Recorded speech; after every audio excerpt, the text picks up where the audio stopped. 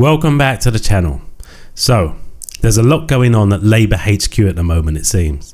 And I'm not talking about any productive work that benefits the country, of course.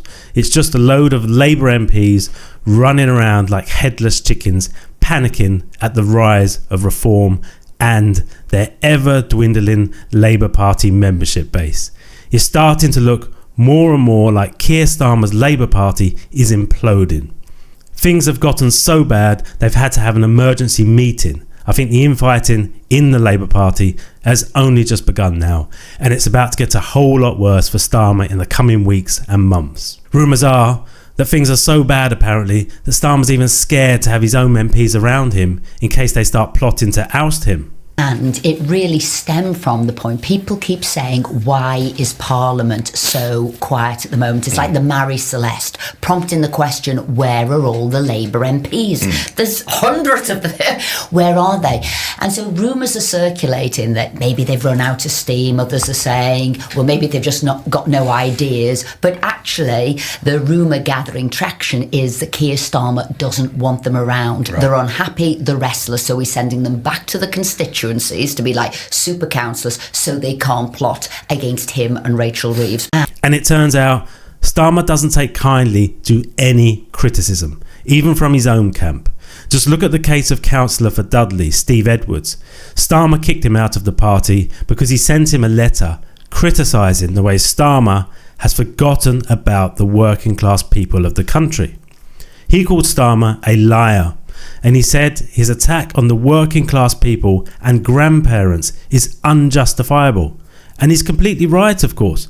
The amount of money Labour has wasted and given away since coming to power to everyone but the people in the UK that actually need it, that amount completely dwarfs the 1.3 billion that they expected to gain from removing the winter fuel allowance.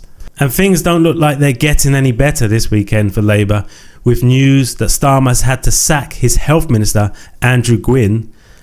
What a repugnant individual he is.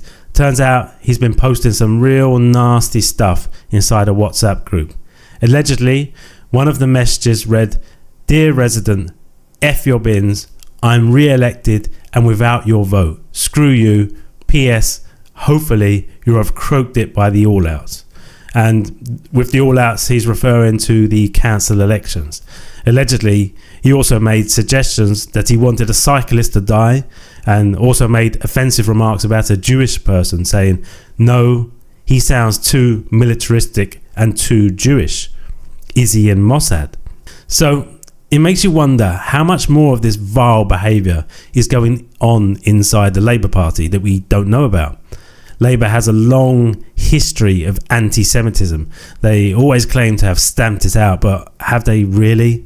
And this Labour MP's views on pensioners, they only reinforce my opinion that they don't actually want pensioners to be around at the next election. Pensioners don't traditionally vote Labour, so they're completely expendable to Starmer.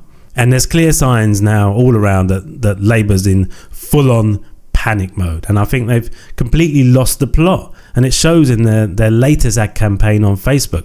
They've gone full on anti-immigration in some deluded attempt to try and catch up or imitate the Reform Party, you know, the party that they claim they're not anything like. They've actually copied the Reform Party's colour scheme to make these adverts on Facebook even. I'm not sure who's advising them on their strategies, but that seems very ill thought out to me.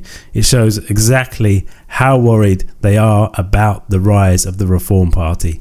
And it tells everyone that Reform is the party to beat. And I believe Oscar Wilde once said, "Imitation is the sincerest form of flattery that mediocrity can pay to greatness."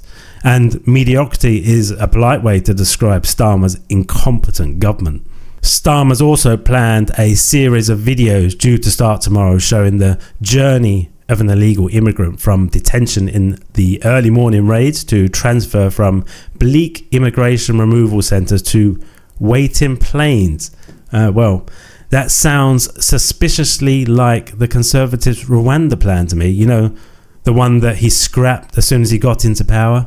All this reeks of desperation. Starmer knows it's slipping away from him now, and he's on borrowed time, and he's desperately clutching at straws. Surely it's only a matter of time for him now.